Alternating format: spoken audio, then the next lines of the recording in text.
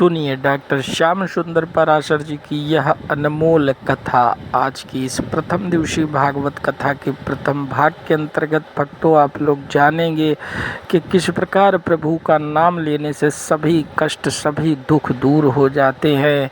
एक बार प्रेम से बस उनका नाम ले लीजिए और मन में उनका ध्यान कर लीजिए। आपका कितना भी बड़ा कष्ट कितना भी बड़ा दुख होगा वह क्षण में दूर होगा। भक्तों, श्री राधे राधे। परम मंगलमय परात्पर परम अखिलेश्वर प्रभु श्री हरि की वांगमय प्रति स्वरूपा श्रीमद् भागवत महापुराण सप्ताह ज्ञान यज्ञ आज से आपके ग्राम भवसरनपुर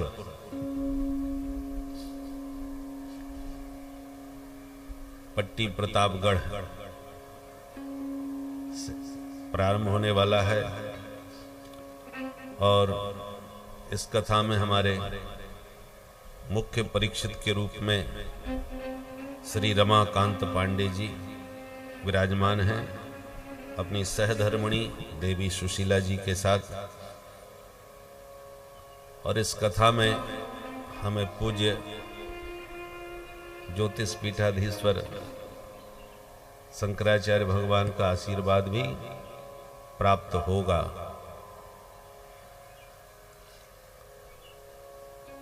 और जैसी नैमिषारण्य में सूत जी महाराज सौनकादियों को कथा सुना रहे थे, ऐसी आज ये कथा आम की सुंदर अमराई के बीच में होगी।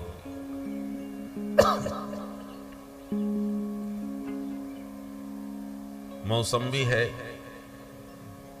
और ठाकुर जी ने कुछ लीला भी ऐसी रची है कि मौसम है तो बड़ा भयंकर गर्मी का, पर ठाकुर जी की कुछ ऐसी लीला है कि जैसी गर्मी होनी चाहिए थी ऐसी हो नहीं रही। आराम से ठाकुर जी ने लीला रची, कुछ अनुकूल वातावरण बना रखा है। तो हमें विश्वास है कि हम लोग 7 दिन ऐसी इस अमराई में आनंद के साथ 7 दिवसीय कथा सुधारस का पान करेंगे, प्रकृति की गोद में बैठ करके। राम जी जब मिथिला में गए तो मिथिला में प्रवेश करने से पहले उनको अमराई बहुत पसंद आई और आम की अमराई में ही राम जी गुरुदेव के साथ विश्राम किए। वो वहीं आकर के जनक जी महाराज ने उनकी अगुवाई करी। तो राम जी को भी आम की अमराई बहुत पसंद आती है और फलों के राजा हैं ये तो आम्रदेव।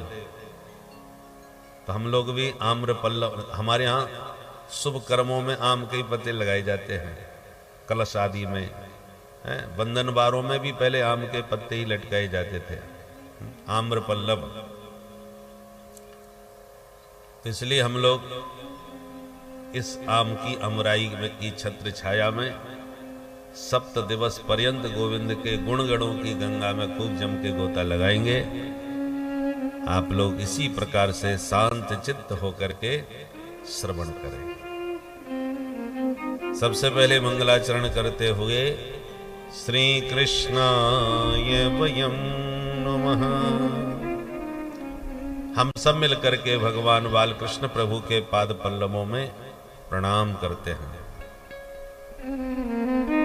भगवान के पाद पद्म कैसे हैं, गोविंद का स्वरूप कैसा है, स्वभाव कैसा है।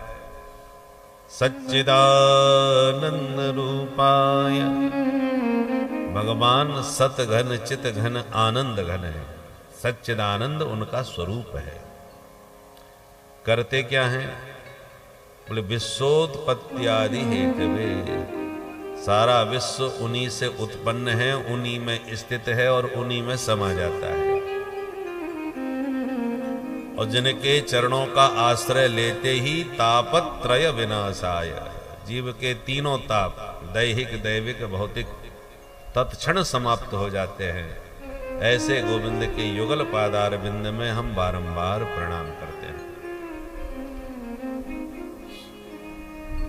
भगवान व्यासनंदन सुखदेव जी का स्मरण वंदन करके ये मंगलमयी कथा सूत जी सौनकादि ऋषियों को नैमिषारण्य की भूमि में श्रवण करा रहे। सौनक जी मुख्य श्रोता हैं जो कथा सुनने में परम कुशल हैं। हाथ जोड़ के सूत जी से बोले, महाराज अज्ञान ध्वांत विध्वंस कोटि सूर्य समप्रभा सूताख्याहि कथा सारम् मम कर्ण रसायनम्। महाराज हम लोगों का हृदय घोर अज्ञान के अंधकार से भरा हुआ है और आपके पास करोड़ों सूर्य के समान ज्ञान का भंडार है। अपने ज्ञान के सूर्य की एक किरण हमारे कानों में डालिए ताकि हमारे जन्म जन्मांतर का अंधकार मिट जाए। और कृपा करके ये बताएं कि भक्ति ज्ञान वैराग्य और विवेक को बढ़ाने के लिए ये वैष्णव लोग करते क्या है? देखो महाराज, इस समय घोर कलयुग आ चुका है। लोग कठिन साधन कर नहीं सकते, इसलिए भगवत प्राप्ति का जो सरल से सरल साधना आप समझते हो वो कृपा करके आज हमें बताएं। सूत जी बड़े खुश हुए। महात्माओं, तुम्हारे मन में मेरे प्रति जो श्रद्धा और प्रेम है उसे देखते हुए आज मैं समस्त शास्त्रों का सार ही तुम्हें सुनाऊंगा। सावधान होकर के सुनिए। ये जो संसार है ना, संसार का अर्थ क्या होता है? संसरति इति संसारः। जो धीरे धीरे सरकता जाए उसी का नाम संसार। ये सरक रहा है किधर? काल की ओर। काल व्याल मुखग्रास। काल रूपी व्याल के मुख में धीरे धीरे ये सरकता जाता है। पहले हम बच्चे थे, पता ही नहीं चला कब बचपना हमारा सरक गया। जवान हो गए, पता ही नहीं चला कब जवानी सरक गई, बुढ़े हो गए। और ऐसे ही एक दिन इस संसार से कब सरक जाएंगे पता ही नहीं। तो काल रूपी व्याल के मुख में धीरे धीरे हम सरकते जा रहे हैं, इसलिए इसको कहते हैं संसार।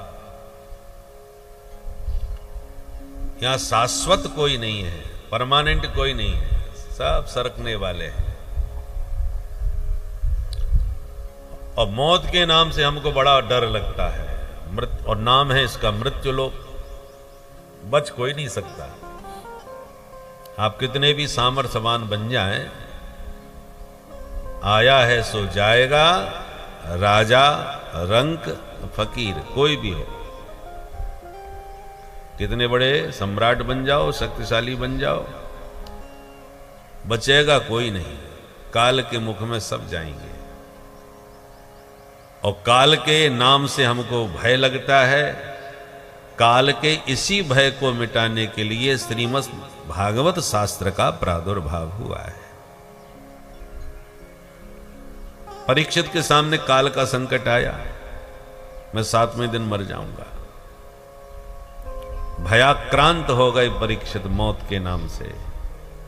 तब सुखदेव जी ने इसी 7 दिन की श्रीमद् भागवत को सुना करके परीक्षित को मौत के भय से मुक्त कर दिया। पर जब देवताओं को पता चला कि भागवत परीक्षित सुन रहे हैं तो अमृत का कलश लेकर के आए और देवताओं ने प्रार्थना करी सुखदेव जी से कि ये अमृत आप परीक्षित को पिला दीजिए, ये अमर हो जाए। पर इसके बदले में प्रपाश्यामो वयम सर्वे श्रीमद्भागवतामृतम। ये जो भागवत रूपी अमृत है वो आप हम देवताओं को पिला दो। सुखदेव जी बड़ी जोर से हंसे और बोले, देवताओं तुम बड़े ठगिया हो। कांच का टुकड़ा हमें देकर बदले में करोड़ों की मणि मांग रहे हो। ये विनिमय नहीं कहेंगे, इसको ठग विद्या कहेंगे। विनिमय बराबर की वस्तु का होता है। आपके पास चावल है, हमारे पास गेहूं, तो चलो गेहूं तुम ले लो, चावल हमको दे दो। चलेगा, ये विनिमय हो जाता है। परंतु हमारा कांच तुम रख लो और अपनी मणि हमको दे दो, इसको विनिमय नहीं कहेंगे, इसको तो ठग विद्या कहेंगे, मूर्ख बना रहे। क्व सुधा क्व कथा लोके क्व कांचः क्व मणिर्महान् ब्रह्मरातो विचार्यैवं तदा देवाञ्जहासः। देवताओं का उपहास करके सूत जी श्री सुखदेव जी महाराज ने उन्हें भगा दिया। और न ददौ स कथामृतम, कथामृत नहीं दिया देवताओं को। ऐसी ये देव दुर्लभ दिव्य कथा है, जो देवताओं के लिए दुर्लभ है, वो आज हमको सुलभ हो रही है। महाराज, जब इतनी जोरदार ये भागवत की कथा है तो आप 7 दिन में ही फटाफट क्यों सुनाते हो? कम से कम पक्ष पारायण, मास पारायण आराम से सुनाओ। इस 7 दिन में ही सुनने की परंपरा कहां से प्रारंभ हो गई? तब सूत जी कहते हैं, ऋषियों, ये परंपरा सनक सनंदन सनातन सनत कुमार जी ने देवर्षि नारद जी को सुना करके प्रारंभ की। सौनक जी चौंकते हुए बोले, सूत जी महाराज, सारा संसार जानता है कि नारद जी 2 घड़ी से ज्यादा टिकते नहीं एक जगह, और आप कह रहे हो कि नारद जी ने 7 दिन बैठ के भागवत सुनी। ये कैसे संभव हो गया? दूसरी बात, जैसे नारद जी घुमक्कड़ हैं, एक जगह टिकते नहीं, ऐसे ही सनकादिक भी घूमते रमते राम हैं, उनका भी कोई आश्रम नहीं।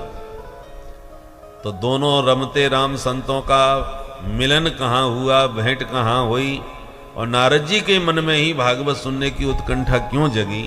ये थोड़ा विस्तार से हमको समझाओ। सूत जी कहते हैं, अच्छा सुनो।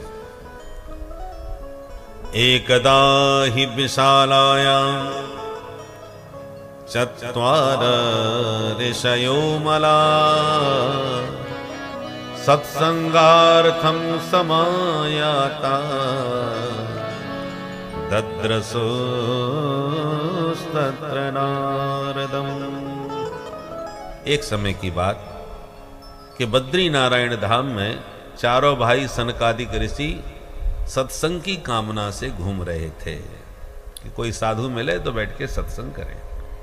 अचानक नारदम ददृशुः, उन्हें दूर से नारद जी दिखाई पड़ गए। चारों भाई प्रसन्न हो गए, नारद भैया से आज बढ़िया सत्संग होगा। परंतु पास में जाके देखा, नारद जी बेहद चिंता में डूबे भागे जा रहे थे। चारों भाई आश्चर्यचकित रह गए कि दुनिया की चिंता दूर करने वाले बाबा स्वयं चिंता में डूबे कहां भाग रहे। तो चारों भैयाओं ने देखते ही नारद जी को टोका, रोका। कथम ब्रह्मन दीन मुख कुतश्चिंता तुरो भवान् त्वरितं गम्यते कुत्र कुतश्चागमनं तव इदानीं शून्यचित्तोऽसि गतवित्तो यथा जना तवेदं मुक्तसंगस्य नोचितं वद कारणम्। भो ब्रह्मन कथम तीन मुखः। अरे नारद भैया, आपका मुंह कैसे लटक रहा है? आप भागे भागे कहां से आ रहे हो और इधर कहां जा रहे हो? इस समय आपका मुखमंडल ऐसे लग रहा है जैसे महान कंजूस का किसी ने धन लूट लिया हो। बाबा, तुम्हारी कौन सी संपत्ति लुट गई? तुम्हारी अपनी रहने के लिए झोंपड़ी तक तुम्हारे पास नहीं है, हैं? और लुटे व्यापारी की तरह मुंह लटकाए घूम रहे हो। क्या हानि हो गई?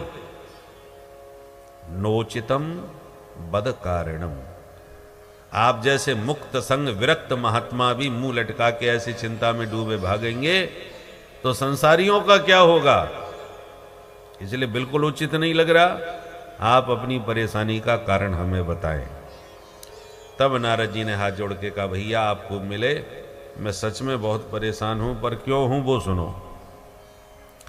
आप लोगों की तरह हम भी सत्संग प्रेमी महात्मा हैं, और सत्संग का आनंद एकमात्र भारत भूमि में है। इसलिए मैं भारत भ्रमण पर निकला, और भारत के लगभग मैंने सारे तीर्थ घूम डाले। पुष्करम च प्रयागम च काशीम गोदावरीम तथा हरिक्षेत्रम कुरुक्षेत्रम श्रीरंगम सेतुबंधनम। इन सारे तीर्थों में मैं घूमा। तीर्थों के राजा प्रयागराज के पास भी गया, और तीर्थों के गुरु पुष्कर राज जी के पास भी गया, और विद्वानों की नगरी काशी में भी गया, और उत्तर में ही नहीं दक्षिण में भी श्रीरंगम गया, रामेश्वरम गया। सारे तीर्थ लगभग भारत में मैंने घूमे, पर चित्त को चैन कहीं नहीं मिला, मन को शांति कहीं नहीं मिली। मैंने संतों को खोजा, फिर संतों के यहां शांति मिलेगी, पर मैंने देखा पाखंड निरता संत। हमने देखा संतों में भी पाखंड बढ़ता चला जा रहा है। पाखंड का अर्थ, पाखंड का मतलब क्या होता है? पापस्य खंड, जो पाप का ही एक खंड है। दिखने में धर्म जैसा लगता है, पर वस्तुतः है वो पाप का ही खंड, उसका नाम है पाखंड। देखने में धर्म जैसा लगे, पर वस्तुतः वो धर्म न हो, उसका नाम पाखंड है। अथवा पाशब्देन त्रयी धर्म पालना जगत स्मृतः तम खंडयत्यस्मात्ते पाखंडात्तेन हेतुना। पाशब्देन त्रयी धर्म, पा माने वेद त्रयी का पालन करने वाला। वेदत्रयी माने वेदों ने जो धर्म का उपदेश दिया है उसका जो पालन करे, वो पा शब्द के द्वारा ग्रहण किया गया है। और तम खंडयत्यस्मात्ते, पालन करने योग्य वैदिक धर्म का ही जो खंडन करने लग जाए उसका नाम है पाखंड। पालन करने योग्य धर्म का जो खंडन करे वो पाखंड है। और कलऊ पाखंड पूजित, कलयुग में वही ज्यादा पूजेगा जो जितना अधिक पाखंड करेगा। इसलिए कलयुग में साधु संतों में भी पाखंड की प्रवृत्ति बढ़ती चली जा रही है। कोई परंपराओं से जुड़ना नहीं चाहता, कोई वेद विहित आचरण करना नहीं चाहता। बस सीधा हम तुम्हें ब्रह्म से साक्षात्कार करा देंगे, सीधा परमात्मा से मिला देंगे, तुम्हें कुछ करने की जरूरत नहीं है। नहाओ मत नहाओ, खाओ मत खाओ, है? जो मर्जी आवे सो चकाचक पाओ। तो जो सब प्रकार की छूट दे, ऐसे संत जाना अच्छे लगते हैं लोगों को। और जो कहे नहीं ब्रह्म मुहूर्त में जाग जाना चाहिए, स्नान करना चाहिए, ध्यान करना चाहिए, पूजा संध्या करनी चाहिए, हवन करना चाहिए, तर्पण करना चाहिए, ये सब वैदिक कर्म हैं। बोले ये तो प्रपंच है। वो दूसरे वाले महाराज जी अच्छे हैं, कुछ करने की जरूरत नहीं, बस खाओ पियो मौज करो। तो ऐसे लोगों के पास भीड़ ज्यादा पहुंचती है कि उन्हें कुछ करना ही नहीं है, कोई प्रतिबंध नहीं है। देखो, पानी को नीचे की तरफ बहाने के लिए कुछ प्रयत्न नहीं करना पड़ता, वो अपने आप ही बहेगा। प्रयत्न करना पड़ता है पानी को ऊपर पहुंचाने के लिए, ऊपर की तरफ ले जाने के लिए। छत से नीचे पानी गिराने में कोई देर नहीं लगेगी, सेकंड में गिरेगा। और छत पर पानी पहुंचाने में पसीने छूट जाएंगे। ऊपर जाने में श्रम लगता है, मेहनत लगती है। और उद्धार का अर्थ क्या है? उत माने ऊपर, धार माने गति। जिसकी गति ऊपर की ओर हो उसी का नाम उद्धार। तो यदि आपको उद्धार करना है तो ऐसी बातों में मौज मस्ती से थोड़ी हो जाएगा। उद्धार के लिए कुछ करना पड़ेगा, श्रम करना पड़ेगा, प्रयास करना पड़ेगा, साधन करना पड़ेगा। और नीचे की तरफ पतन के लिए कोई प्रयास नहीं करना पड़ता। पतन माने नीचे की तरफ जाना, उद्धार माने ऊपर की तरफ जाना। तो पतन का प्रयास नहीं करना पड़ता, प्रयास उद्धार के लिए करना पड़ता है। प्यार से बोलो जय श्री राधे। जय श्री राधे। है कोई ऐसा विश्वविद्यालय जहां पर झूठ बोलने की ट्रेनिंग दी जाती हो, झूठ बोलना सिखाया जाता हो, बेईमानी करना सिखाया जाता हो, धोखा देना सिखाया जाता हो, बदमाशी करना? कोई विश्वविद्यालय नहीं मिलेगा। और फिर भी हर व्यक्ति इन सब में निपुण हो जाता है। न कोई ट्रेनिंग ली, न कोई विद्यालय में सिखाया गया, बिना सीखे, बिना ट्रेनिंग के ये सब कहां से आ जाता है हमको? जब पैदा हो गए थे तब तो हम ये सब नहीं जानते थे, क्योंकि ये सब पतन के साधन हैं। और जितने पतन के साधन हैं उनको सीखने के लिए कोई प्रयत्न नहीं करना पड़ेगा, सब आ जाएंगे। पर कल्याण के लिए आपको प्रयत्न करना पड़ेगा। सद्गुणों को प्राप्त करने के लिए आपको प्रयत्न करना पड़ेगा, क्योंकि धारा ऊपर की ओर ले जाना है। तो बिना प्रयत्न के ये धारा छत पे पानी नहीं पहुंचने वाला।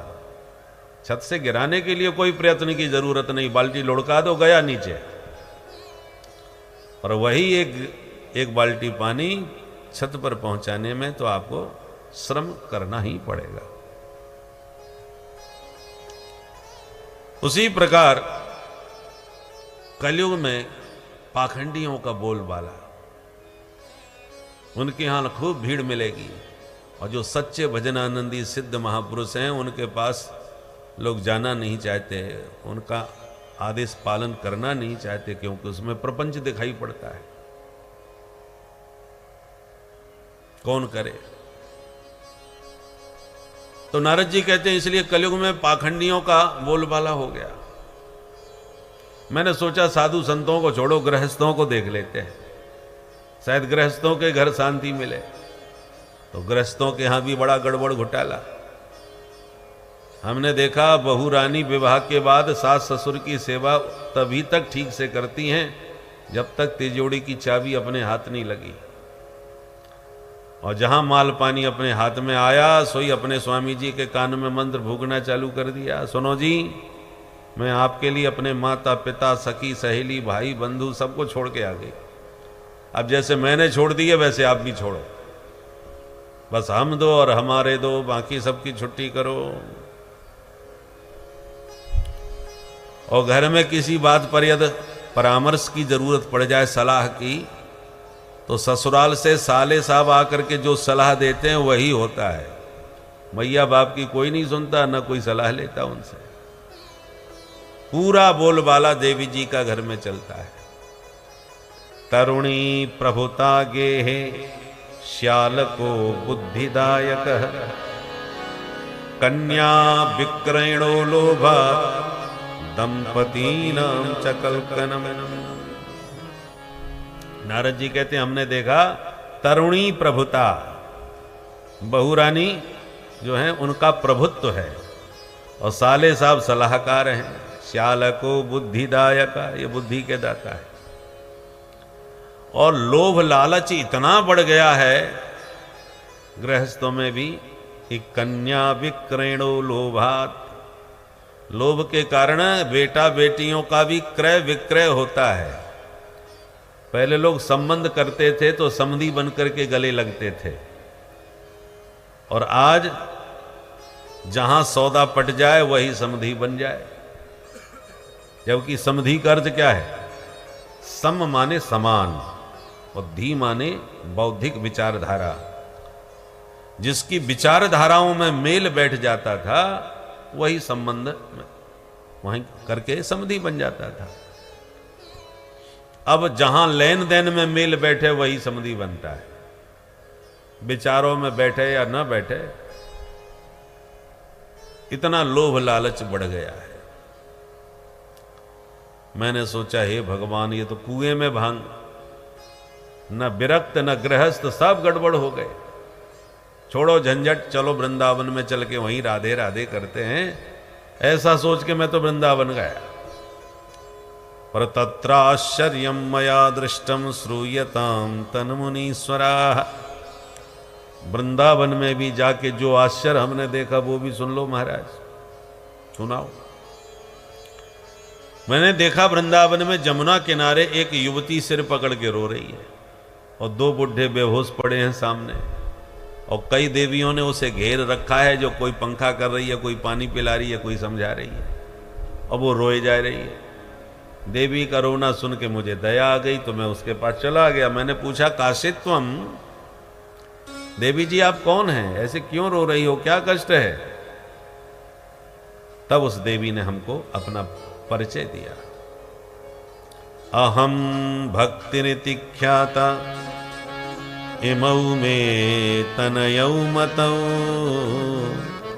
ज्ञान वैराग्य नामानौ काल योगे न जर्जरौ। महाराज मेरा नाम है भक्ति देवी, और ये दोनों बुढ़े जो हैं ना, ये दोनों मेरे बच्चे हैं। इनका नाम है ज्ञान और वैराग्य।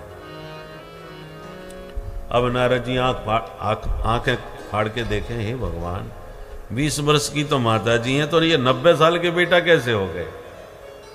तुम्हारे बच्चे इतने बुढ़े, ये क्या मामला है भाई? तुम तो अभी जवान हो। भक्ति माँ ने कहा, महाराज इसलिए तो बैठ के रो रही हूं, इन बच्चों की हालत नहीं देखी जा रही। मैं दक्षिण में पैदा हुई थी महाराज, कर्नाटक में जाके बड़ी भई, महाराष्ट्र में तो मेरा बहुत आदर सम्मान हुआ, पर कई पाखंडियों के प्रदेशों में पहुंच करके मैं बहुत पीड़ित हुई। इसलिए अपने बच्चों को लेकर वहां से भगी। पर जो ही मैंने वृंदावन धाम में प्रवेश किया तो मैं तो एकदम नई नवेली हो गई, पर बच्चे मेरे बुढ़े हो गए। अब बच्चों की हालत देखी नहीं जाती। यदि ये स्वस्थ नहीं हुए तो इदम स्थानम परित्यज्य विदेशम गम्यते मया, मैं इस भूमि को छोड़ के कहीं विदेश चली जाऊंगी। क्षण भर में नारद जी भक्ति मां की सारी परिस्थिति को समझ गए और बोले, देवी दुखी मत हो। सतयुग द्वापर और त्रेता में आप बड़े आनंद से रहीं, पर अब कलयुग आ चुका है। ज्यों ज्यों ये कलयुग बढ़ता जाएगा त्यों त्यों सत्कर्म दिखाई नहीं पड़ेंगे। बरसे बरसे क्रमात् जाता मंगलम नापि दृश्यते।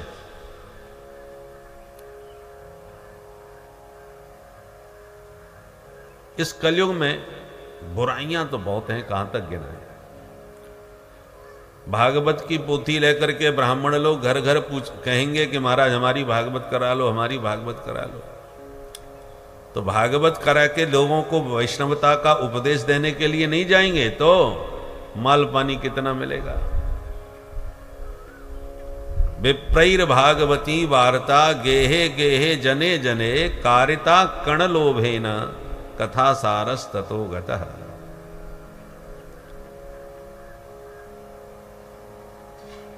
इसलिए कथा का भी सब रस भंग हो जाएगा। बड़े बड़े पाखंडी लोग ध्यान योग सिखाएंगे, बड़े बड़े क्रूर कर्मी तीर्थों में निवास करने लग जाएंगे।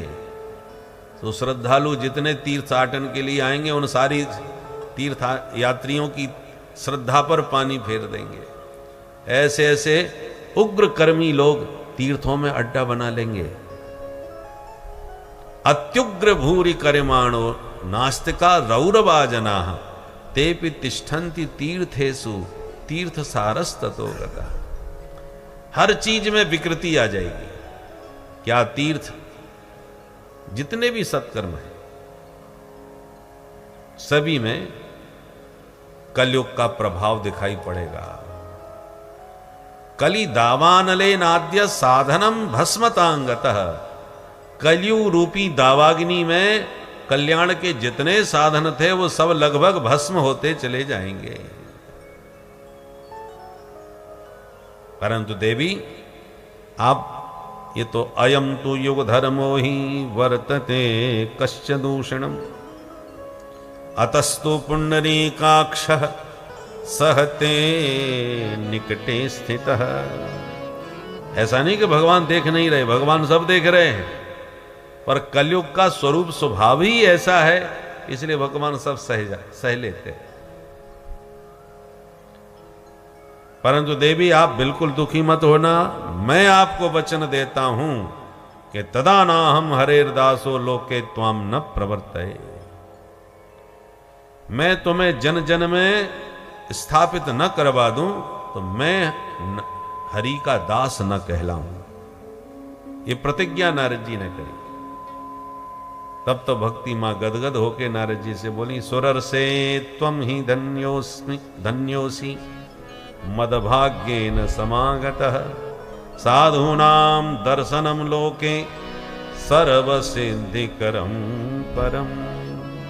भक्ति मां कहती है, हे देवर्षि तुम सच में धन्य हो, मेरा भाग्योदय हो गया जो आपके दर्शन मुझे अचानक मिल गए यहां वृंदावन में। क्योंकि आप जैसे सिद्ध संतों का दर्शन ही जीव के सकल मनोरथों की सिद्धि कर देता है। सर्व सिद्धि करम परम दर्शनम। और इतना कह के नारद जी की स्तुति गाने लगी भक्ति मां। जयति जगति मायां यस्य कायाधवस्ते। जयति जगति मायां यस्य कायाधवस्ते।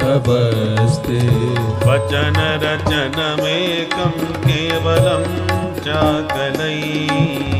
वचन रचनमेकं केवलं चाकलय्य। ध्रुव पदमपि यातो यत्कृपातो ध्रुवोऽयम्। ध्रुव पदमपि यातो यत्कृपातो ध्रुवोऽयम्। सकल कुशल पात्रं ब्रह्मपुत्रं नतास्मि। सकल कुशल पात्रं ब्रह्मपुत्रं नतास्मि। ब्रह्मपुत्रं नतास्मि। ब्रह्मपुत्रं नतास्मि। जयति जगति माया।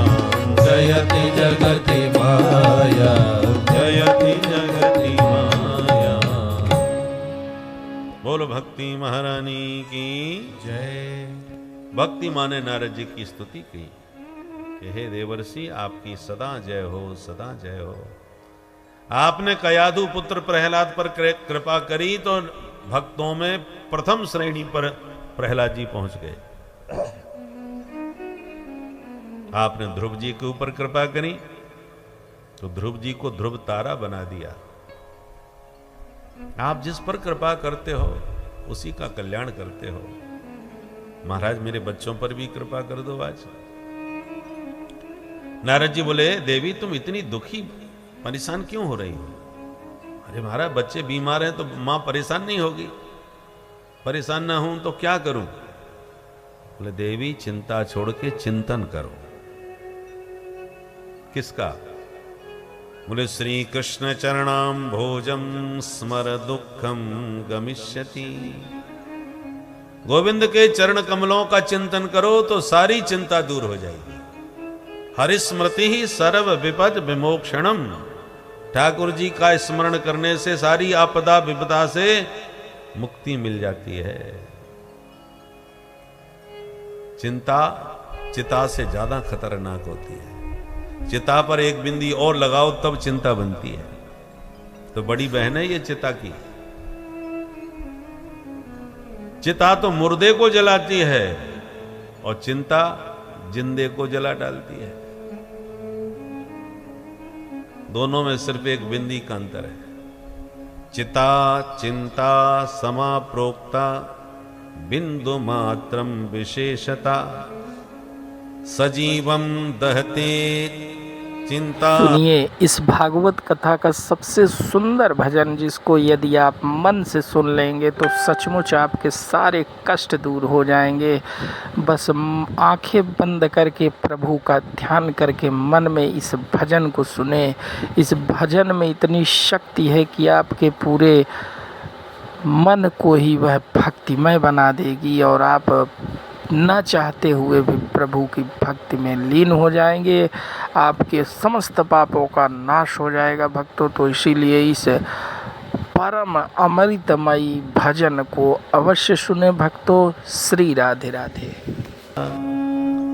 श्री राधा जू के सांवरिया,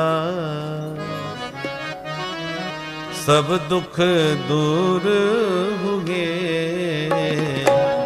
जब तेरा नाम लिया। ओ ब्रज के लाला, प्रेम से गाइए ताली बजाते हो। सावरिया, सब दुख दूर हुए जब तेरा नाम लिया।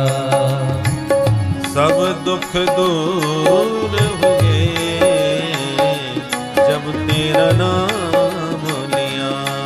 हाँ, सब दुख दूर हुए जब तेरा नाम लिया।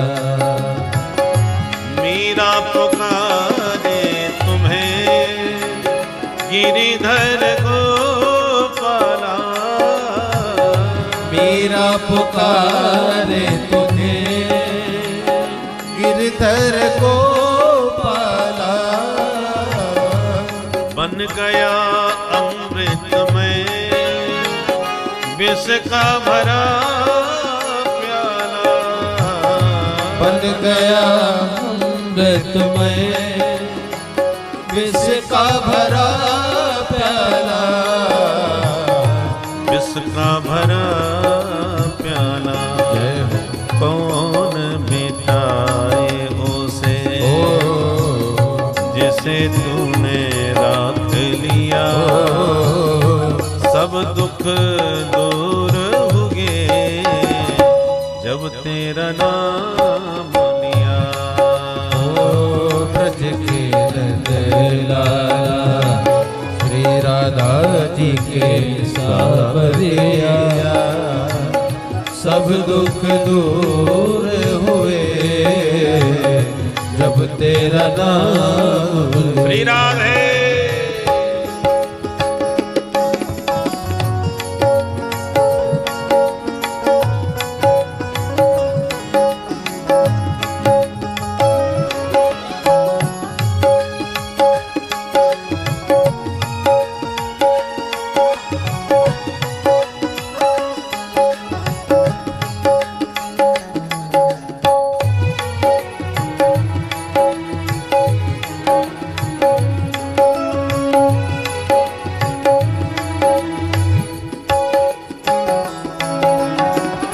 जब तेरे गोकुल में आई विपदा भारी। जब तेरे गोकुल में आई विपदा भारी। एक इशारे पे सारी विपदा टारी। एक इशारे पे सारी विपदा टारी। सारी विपदा टारी। जय हो। मुड़ गया गोवर्धन जिसे तूने उठा लिया। सब दुख दूर होंगे जब तेरा नाम लिया। ब्रज के लाला, श्री राधा जी के सावरिया, सब दुख दूर हुए जब तेरा नाम। जय हो।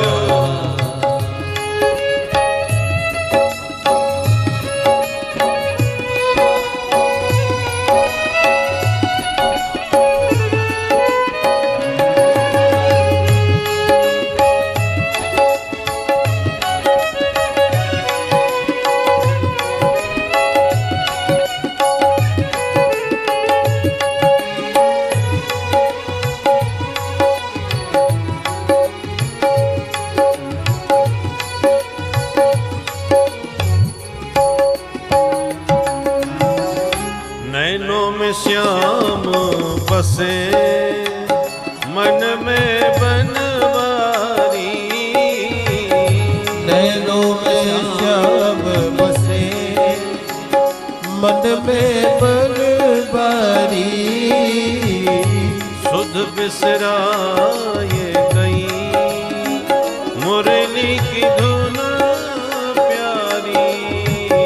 सुध बिसराए गई मुरली की धुन प्यारी। बंसी की धुन प्यारी मेरे मन मंदिर में।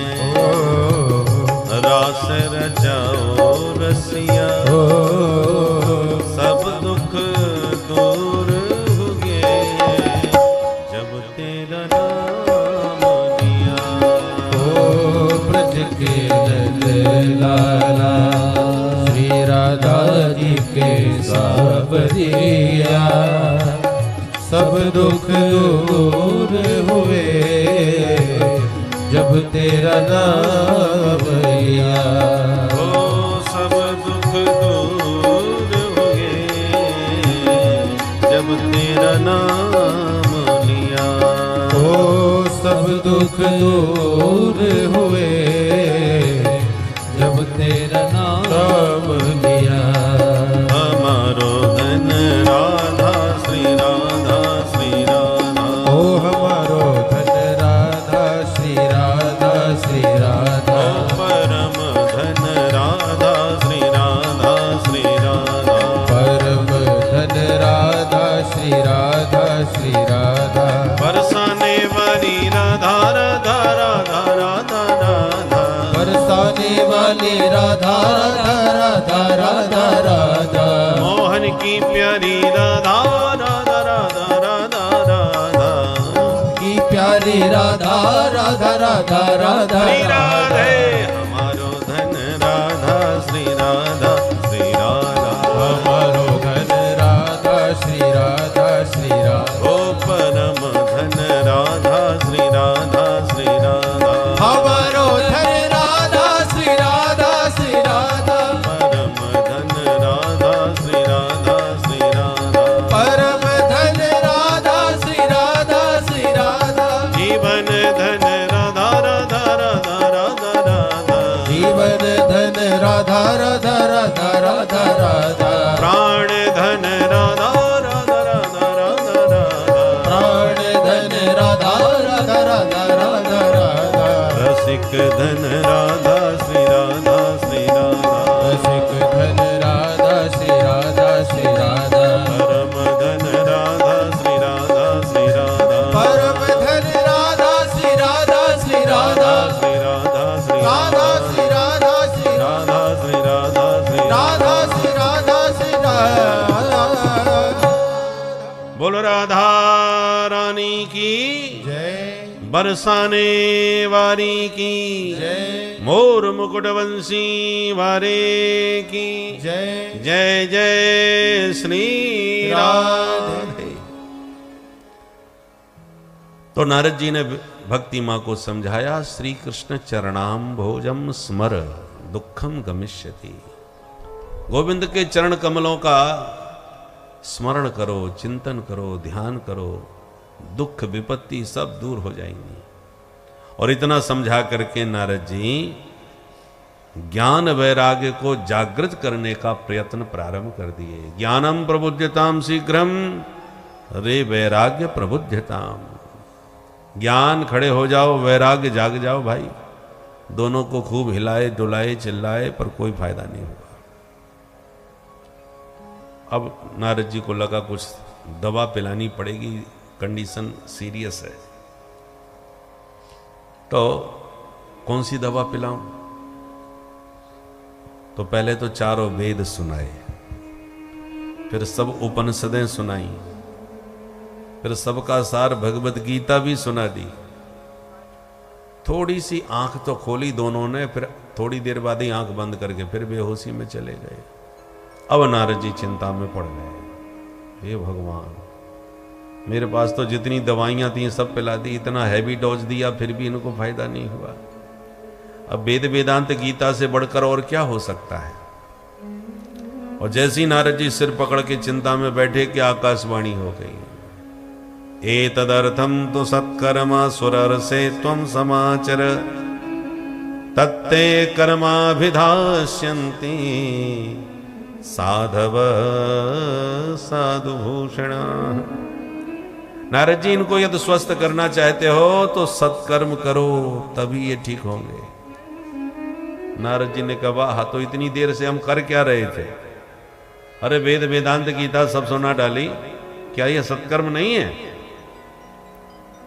आप ही बताओ मैं कौन सा सत्कर्म करूं? आकाशवाणी ने कहा, संतों से पूछो, संत बताएंगे। अब नारद जी परेशान, न तो महात्मा का नाम बताया कि श्री स्वामी अभिमुक्तेश्वरानंद जी महाराज के पास चले जाओ, वो बता देंगे, वो सबकी दवा जानते हैं, तो मैं सीधा उन्हीं के पास जाता, इधर उधर क्यों भटकता।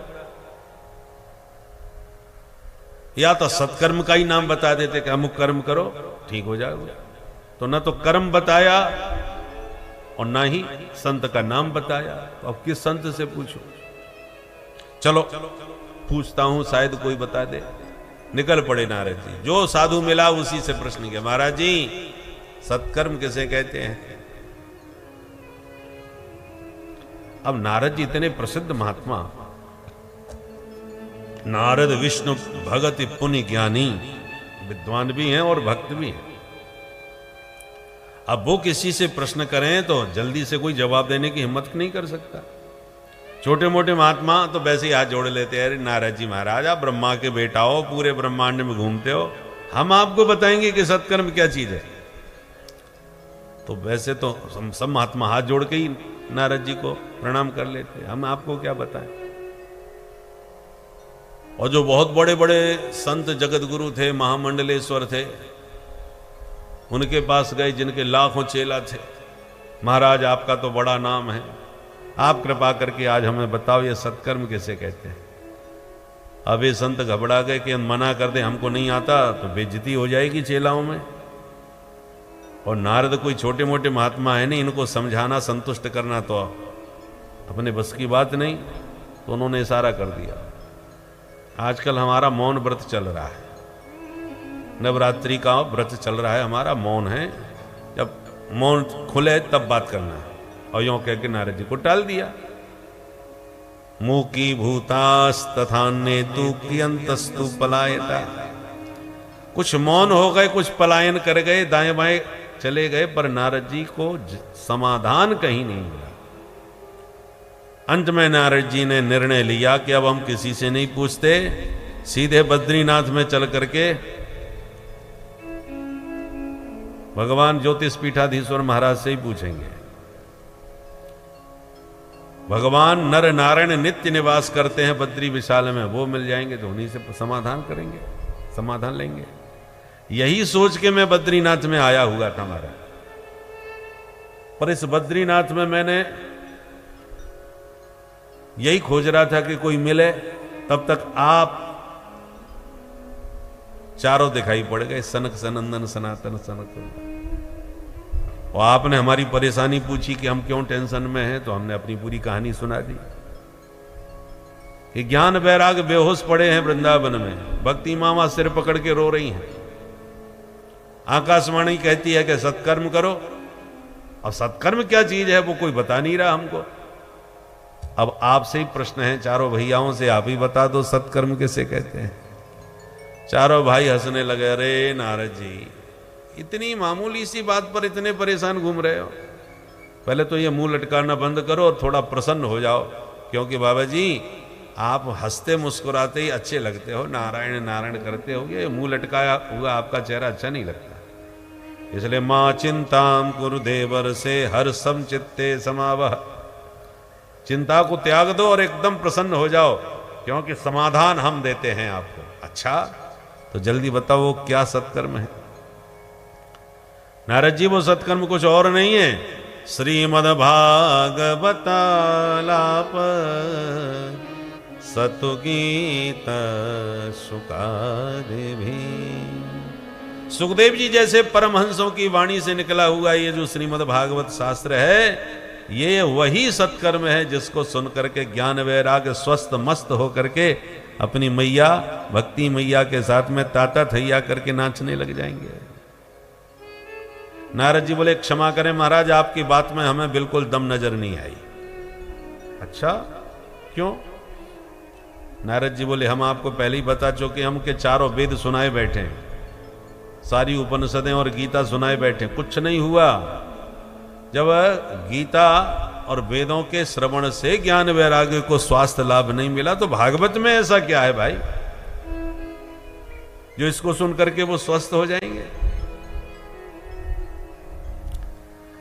देखो हम लोग बीमार पड़ते हैं तो डॉक्टर से समस्या सुनाते हैं, डॉक्टर जो दवा दे देता है वो खा लेते हैं, माथा पच्ची नहीं करते क्योंकि हमको उसके विषय में जानकारी ही नहीं है। पर डॉक्टर यदि बीमार हो गया और उसका कोई इलाज करावे तो वो जरूर मीन में निकालेगा कि ये कुछ ज्यादा हैवी डोज नहीं दे रहे आप, इसकी जगह ये दवा कैसी रहेगी, क्योंकि जानकारी रखता है भाई। तो जानकार व्यक्ति ही तर्क करता है, अनजान व्यक्ति क्या प्रश्न करे, जो दे दिया वो ठीक। तो नारद जी स्वयं पढ़े लिखे शास्त्रविद हैं, इसलिए उन्होंने तर्क किया कि मैंने अपने पूज्य पिता ब्रह्मा जी से स्वयं भागवत पढ़ी है और मैं जानता हूं भागवत के श्लोक श्लोक में वेदार्थ निहित है, वेदों का ही तात्पर्य है, वेदों का ही भाष्य है श्रीमद् भागवत। और मैं आपसे निवेदन कर चुका हूं कि मैं सारे वेद सुनाए बैठा हूं, कुछ नहीं हुआ उनको। जब साक्षात वेदों के सुनने से ही कुछ नहीं हुआ तो वेदार्थ ही श्रीमद् भागवत है, इसको सुनने से क्या हो जाएगा? बात तो वही है। ये प्रश्न किया। तब सनकादिक बोले नारद जी ये प्रश्न तुम्हारा ऐसे ही है जैसे कोई आम का फल चूसे। और बोले बड़ा मीठा है भाई, मौसम आ गया आम का, बड़ा स्वाद आ गया। और फिर वो कहे कि आम के फल तो हमने बहुत खाए, यहां तो अमराई में आम चारों तरफ आम ही आम नजर आ रहे हैं, अभी फल उतने नहीं दिख रहे। चलो फल खाएंगे तब खाएंगे, वृक्ष से ही तो फल निकलता है, फल नहीं है तो वृक्ष तो दिख रहे हैं, चलो वृक्ष से कोई खा डालते हैं, चबा डालते हैं। तो जो फल में स्वाद मिला वो वृक्ष में मिल जाएगा क्या? कभी नहीं मिलेगा। ज्यादा कोशिश करी तो बत्ती सी टूट जाएगी, स्वाद कहीं नहीं आने वाला, रस नहीं मिलने वाला। क्यों जी? वृक्ष से ही फल निकलता है तो फल वृक्ष में रस क्यों नहीं है? बोले वृक्ष का जो रस है सारभूत वो फल में आता है, इसलिए फल से ही हमें रस मिलेगा, डायरेक्ट वृक्ष से नहीं मिलने वाला।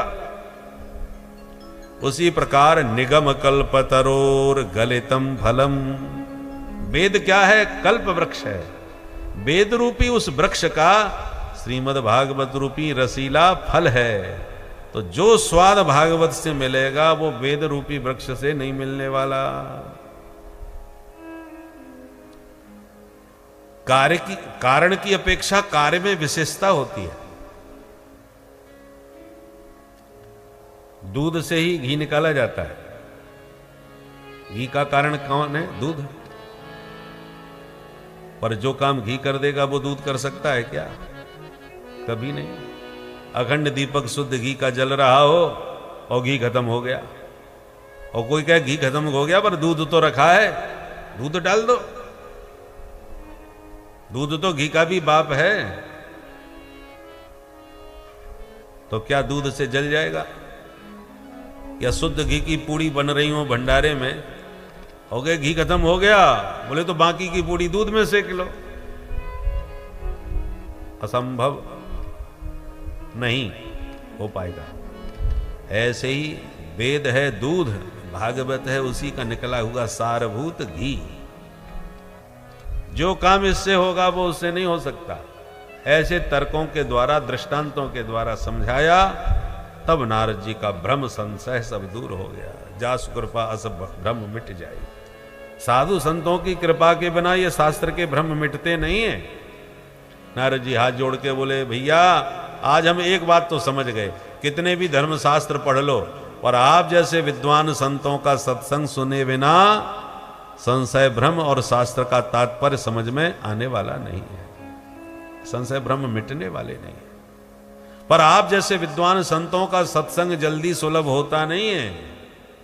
कब मिलता है सत्संग? भाग्योदयेन बहुजन्म समर्जितेन सत्संगमं च लभते पुरुषो यदा वै अज्ञान हेतु कृत मोह मदान्धकार ना संविधाय हितदोदयते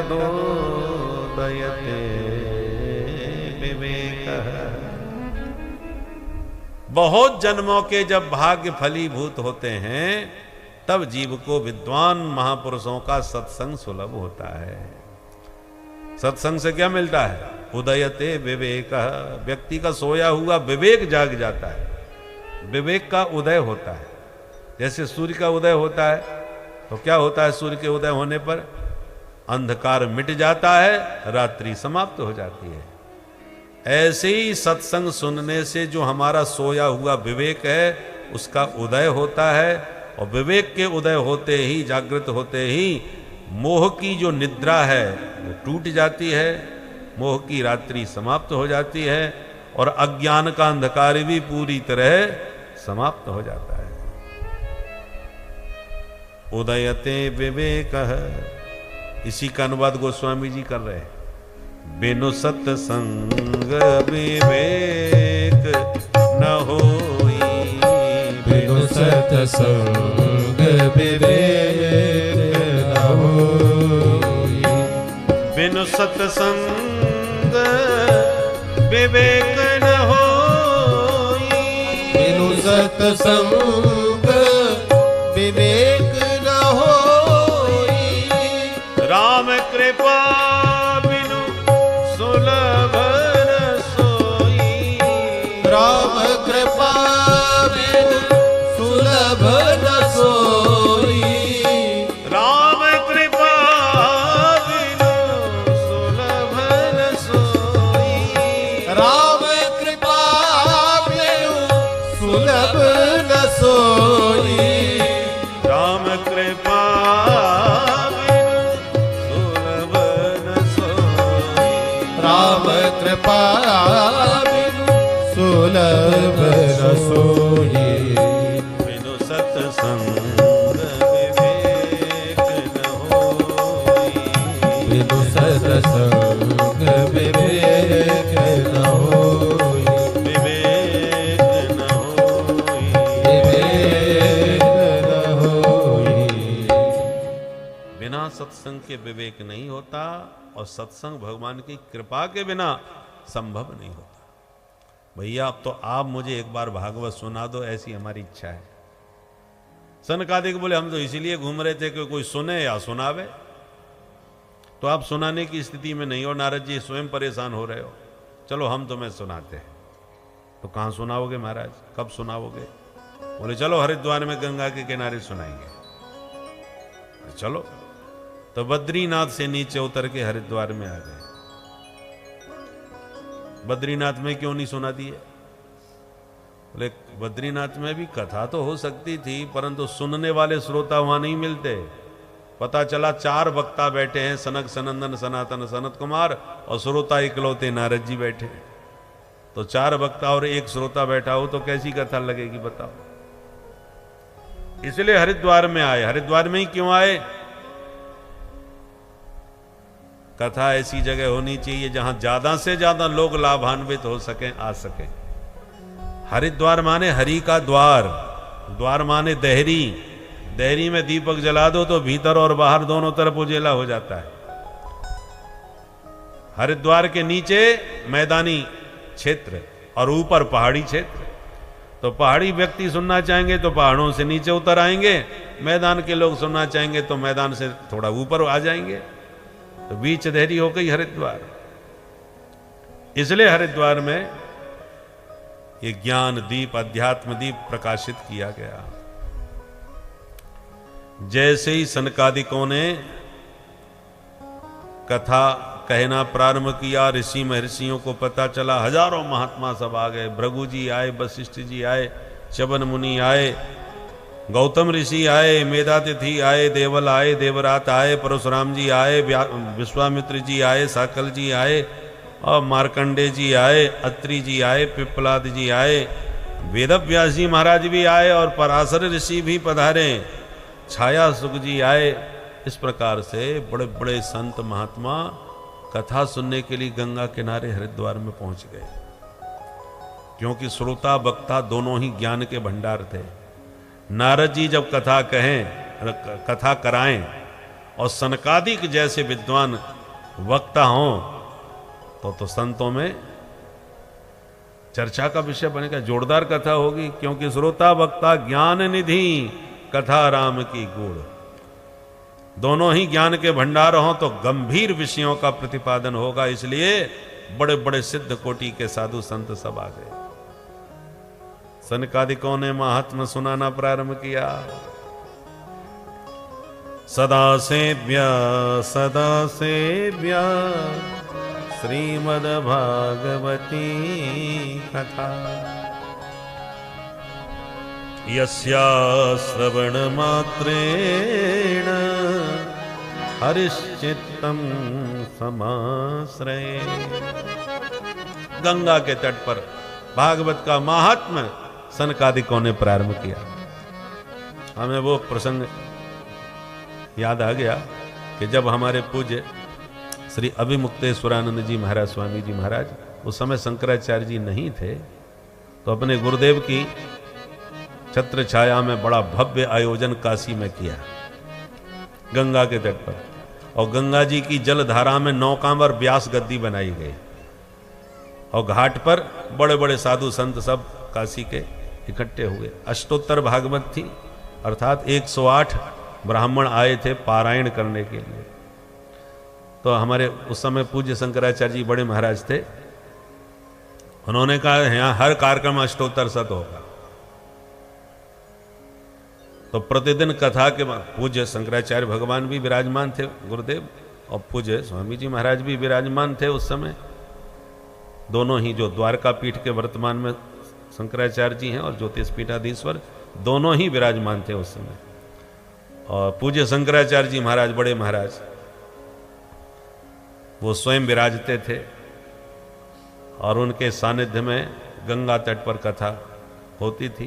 कथा के बाद में प्रतिदिन 108 कलाकारों के द्वारा कोई ना कोई कार्यक्रम, 108 तबला वादक, उनका तबला वादन हो रहा है, फिर 108 बंसी वादन, 108 बंसी बांसुरी बजाने वाले आए, फिर एक दिन 108 सहनाई वादन, सहनाई बजाने वाले आए, फिर 108 सितार वादक। ऐसे सातों दिन 108 कलाकारों के द्वारा कार्यक्रम हुआ। नौका बहुत सुंदर विशाल थी, लगभग 100-125 लोग नौका में बैठ सकें, वह बाकी श्रोता सब घाट पर बैठते थे। और कथा के समापन में फिर 7वें दिन 108 काशी के पंडितों के द्वारा शास्त्रों पर शास्त्रार्थ हुआ। बड़ा अद्भुत कार्यक्रम हुआ था, वो हमेशा हमारे चित्त पर स्मृति में रहता है। ऐसा जबरदस्त कार्यक्रम अभूतपूर्व था। तब हमको पता चला कि काशी में कितने अद्भुत विद्वान आज भी हैं। हमारे किसी भी महानगर में ज्यादा से ज्यादा कलाकार कितने मिलेंगे? 10, 5, 25। यहां 108 सातों दिन अलग अलग विषयों के ज्ञाता। और पूज्य शंकराचार्य भगवान का अपना प्रभाव, सब लोग आए तो अद्भुत कथा हुई थी। हमको बड़ा आनंद होता था। काशी के बड़े बड़े विद्वान पंडित सब विराजते थे। तो श्रोता वक्ता सभी एक से एक जोरदार हों तो सबके मन में जिज्ञासा उत्कंठा होती है। तो आज नारद जी आयोजक हैं, सनकादिक कथावाचक हैं, इसलिए अद्भुत कथा हुई। सब महात्माओं का समूह उपस्थित हो गया, एक से एक दिग्गज महात्मा। सनकादिक गा उठे, भगवान की कथा मनुष्य शरीर प्राप्त करके एक बार भी नहीं सुनी तो उससे बड़ा अभागा दुनिया में कोई नहीं। उसका वो तो श्वास लेता हुआ मुर्दे के समान है, जन्म लेकर के जननी को व्यर्थ में कष्ट देने वाला है, गधे के समान है, न जाने कितनी गालियां दी। और सनकादि कहते हैं नारद जी ये हम नहीं कह रहे, ऐसा देवता लोग कहते हैं कि जिस अमृत को कथा को सुनने के लिए हम स्वर्ग से नीचे आए तब भी हमको ये कथामृत नहीं दिया सुखदेव जी ने और भगा दिया, और वो इनको सुलभ हो रहा है फिर भी इसका पान नहीं करते, इनसे बड़ा अभागा कौन होगा। तो देवता उनको गाली देते हैं, उनके दुर्भाग्य को धिक्कारते हैं। श्रीमद् भागवत को स्वर्ण पत्र पर रखकर किसी वैष्णव विद्वान को कोई दान कर दे तो स वैकुंठ प्रभुर भवेत, उसका वैकुंठ धाम में रिजर्वेशन कन्फर्म, भगवत धाम का वो अधिकारी बन जाता है, दाता। इस प्रकार से मुक्त कंठ भागवत की महिमा का गान कर रहे थे सनकादिक। इतने में एक चमत्कार हो गया। क्या हुआ? भक्ति सुतौ तौ तरुणौ गृहीत्वा प्रेमैक रूपा सहसा विरासी। भक्ति सुतौ तौ तरुणौ गृहीत्वा प्रेमैक रूपा सहसा विरासी। श्री कृष्ण गोविंद हरे मुरारे नाथे नामानि बदन्ति। श्री कृष्ण गोविंद हरे मुरारे नाथे नामानि बदन्ति। श्री कृष्ण गोविंद हरे मुरारे हे नाथ नारायण वासुदेवा। श्री कृष्ण गोविंद हरे मुरारे हे नाथ नारायण वासुदेवा। श्री कृष्ण गोविंद हरे मुरारे हे नाथ नारायण। भागवत महिमा के अंतर्गत आप लोगों ने देखा और सुना कि साक्षात ज्ञान और वैराग्य के दुख को भी इस कथा ने कैसे काट दिया। वैसे भक्तों, इस कथा का यही गुण है कि इसमें प्रभु के हर अवतारों की कथा है और उन कथाओं को सुनकर ही आपका मन भक्ति की तरफ प्रेरित होगा। जब भक्ति संतुष्ट होगी तो ज्ञान और वैराग्य दोनों स्वतः ही संतुष्ट हो जाते हैं। इसलिए सबसे पहला कार्य आपको ये करना है कि अपने भक्ति को प्रबल करना है। भक्ति जिस दिन आपकी प्रबल हुई उस दिन आपके ज्ञान वैराग्य भी प्रबल हो जाएंगे, और उसी दिन आपको जैसे ही ज्ञान वैराग्य प्रबल हुए आपके सारे दुख, आपके सारे संकट कट जाएंगे, परम आनंदमय आपका जीवन हो जाएगा। इस परमानंदमयी जीवन को प्राप्त करने के लिए भक्तों अपने भक्ति की शक्ति को बढ़ाइए, मन में भक्ति की आस्था दीपक को जलाइए। भक्तों, श्री राधे राधे।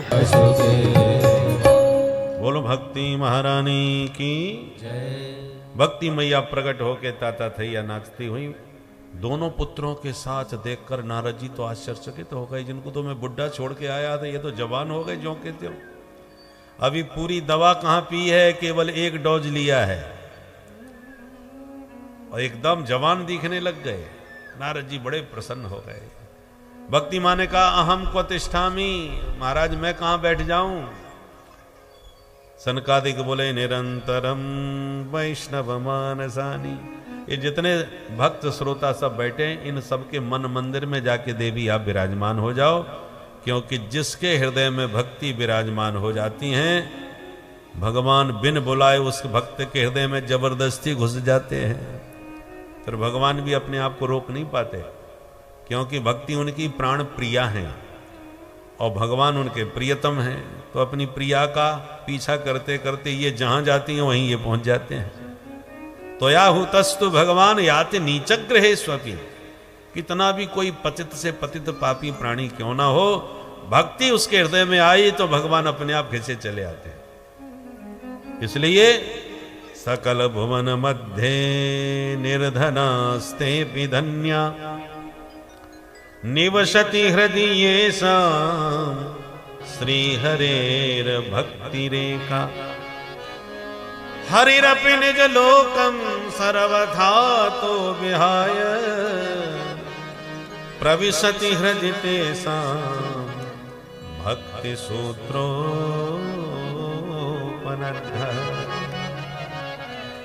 त्रिभुवन में परम धन्य वही है जिसके हृदय में भक्ति का वास हो, क्योंकि भक्ति ही भगवान को कैद कर लेती है, बांध लेती है। नारद जी ने कहा महाराज एक चमत्कार तो मैंने भागवत का देख लिया कि जिनको बुढ़ा छोड़ के आया था वो दोनों बच्चे आज जवान होकर के नाच रहे हैं मैया के साथ। एक प्रश्न मेरा और है, क्या भागवत के श्रवण से पापियों का भी उद्धार होता है? होता है तो कैसे कैसे पापी तर सकते हैं ये और बता दो। सनकादिक बोले नारद जी तुम कैसे कैसे पापियों की बात कर रहे हो? हम तो कहते हैं पाप के अलावा दूसरा कोई काम ही ना किया हो, ऐसा जो दुनिया का सबसे बड़ा नंबर 1 का प्रथम श्रेणी का पापी हो वो भी एक बार चित्त लगा करके इस कथा सुधारस का पान कर ले तो कलयुग में वो भी पवित्र हो जाएगा।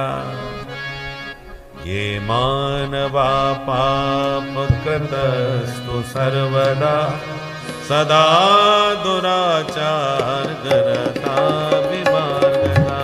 ये मानवा पाप कृतस्तु सर्वदा सदा दुराचार रता विमार्गता।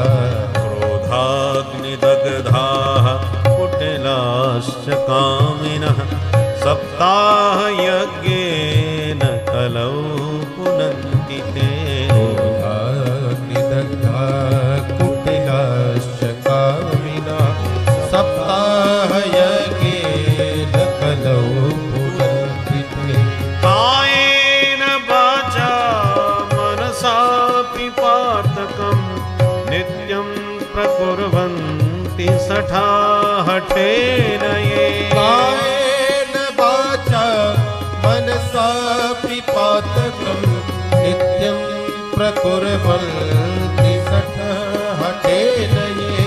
परस्वपुष्टा मलिना दुराशया सप्ताह यज्ञेन कलौ पुनन्ति ते।